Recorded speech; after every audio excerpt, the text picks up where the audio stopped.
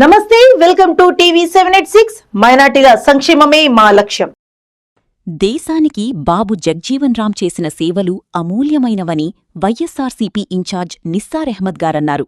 ఈ సందర్భంగా మదనపల్లె పట్టణంలోని జిల్లా కేంద్ర వైఎస్సార్సీపీ కార్యాలయంలో బాబు జగ్జీవన్ రామ్ చిత్రపటానికి పూలమాల వేసి ఘనంగా నివాళులర్పించారు.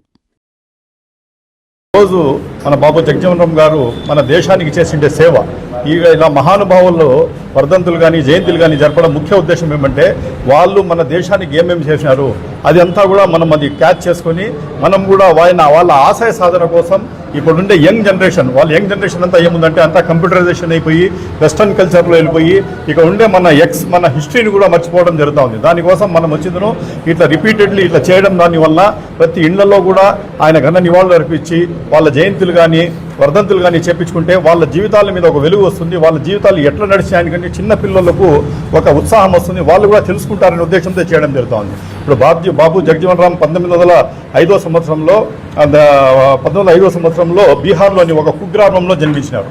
ఆయన వచ్చిందనో ఒక సామాన్య కుటుంబంలో జన్మించేసి ఈ రోజు అయితే పర్వాలేదు కానీ ఆ రోజు కుల విపక్ష చాలా విపరీతంగా ఉండేది.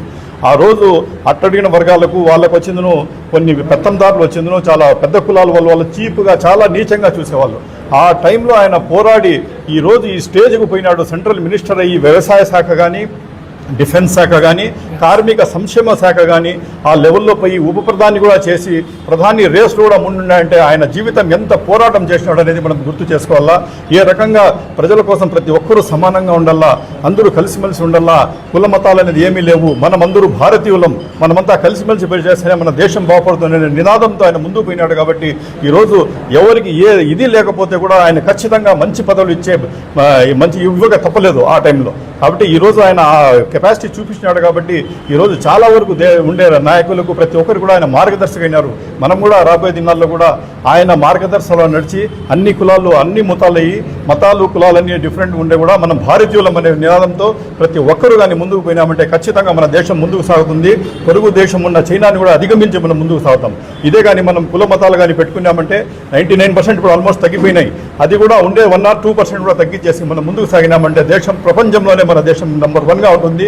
అన్ని శక్తి సామర్థ్యాలు ఉండే దేశం మనది. కాబట్టి ప్రతి ఒక్కరూ దీనికి వచ్చిందో ఆయన నినాదాలకు జై కొట్టి ప్రతి ఒక్కరూ వచ్చిందో ఆయన మార్గదర్శనం నడుస్తారని ఆశిస్తూ దానికి ఆ మార్గదర్శనాలు స్వచ్ఛగా పాటించే వ్యక్తి వచ్చి మన జగన్మోహన్ రెడ్డి గారు.